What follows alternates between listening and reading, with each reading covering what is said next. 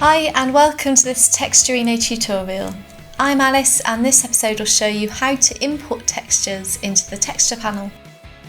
Importing textures allows you to try out new looks at speed, whether it be downloaded texture packs, your own photos, or transferring textures between colleagues. Overall we'll cover texture format guidelines followed by how to import textures. Before importing anything, we have to check that the textures we wish to import are in the correct format. Currently, Texturino only accepts PNGs, which can be made or converted by programs like Photoshop or Illustrator. Here I'm using Photoshop to save this JPEG as a PNG. I'm just going to use Save As to create a PNG copy of my JPEG.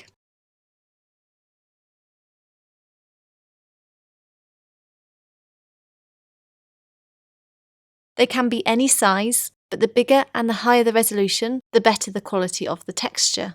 I also tend to have colour and grayscale versions of all my textures, as sometimes the colour of a texture can affect the artwork too dramatically. It's also worth trying out very high contrast versions too. Personally, I find these work best. The desired effect will be very personal to you, so experimentation is key. The Import Texture option can be found on the far right of the texture panel. So if I click that, I can then navigate to my chosen files. Using the Command key, I'm going to select multiple PNGs and click Open.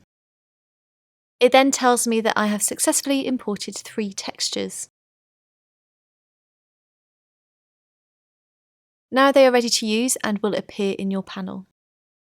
I'll just add them so you can see how the different file types produce different effects. So we have our colour, grayscale, and then our contrast. As you can see by the 3 different effects, it's really worth considering how you treat the image before bringing it into Texturino.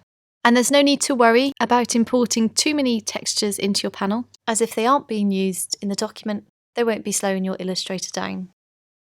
That's it for this tutorial. Overall, we've covered texture format guidelines, followed by how to import textures. Check out the next episode to learn how to use the Texture Manager to categorise your textures into easy-to-find groups. All our plugins are available for free trial via our website astutegraphics.com.